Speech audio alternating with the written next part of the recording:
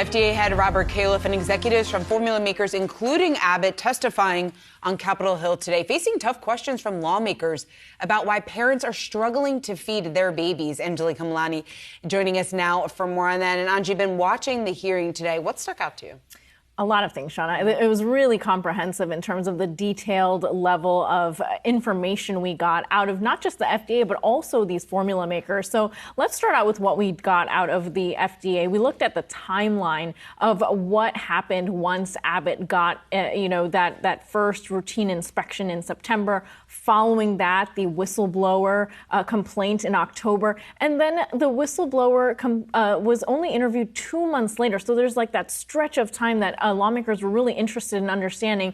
Following that, we have another return inspection in January, and then not until March do they close out the inspection with the details. Between that timeline, we've got the February shutdown and recall as well. So it just really all over the place. And not until May do we understand when this plant can get back online. We now have a date for that. Commissioner Califf did say that June 4th is when Abbott is looking to bring back that plant online and start ramping up production. Also a reduction from 2 months back to shelves to now 1 month when products will be back on shelves. So that's the level of detail that we got out of this testimony today. We also know from the formula makers that we saw an increase in production from 2 others, right, who are part of these government beneficiaries. And that includes Reckitt, which was 34% of the market, now accounts for 56% of the formula market as a result of the increased production from this crisis. In addition, Gerber, Nestle, which we know is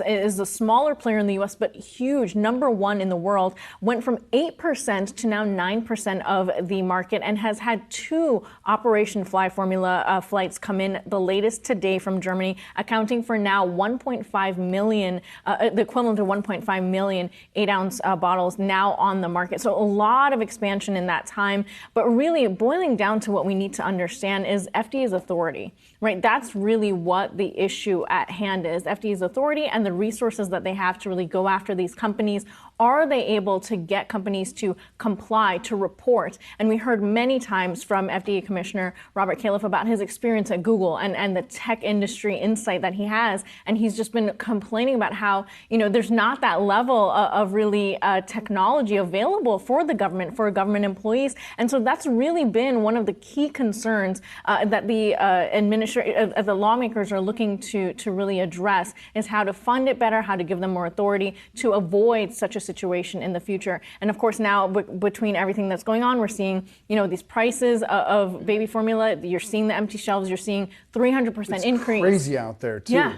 You're seeing some, not just gouging some feel, but some people that are just buying up all of it, yes, and having confrontations. Yeah, absolutely. We saw a TikTok video, right, of a mother just emptying the shelves. We've seen reports about the prices going up, people trying to find it online, and at really inflated prices. We do know that the Biden administration has already, early on, did call out attorneys general to look at these and make sure that they find these price gougers and bring them to justice. So we're waiting to see that. Yeah, there's certainly. And then there's also scammers out there that are trying to take advantage of this type of situation, going after these parents who are in desperate need, trying to find formula. So that's a whole other thing that's going on as well. Anjalee Khemlani, thanks so much.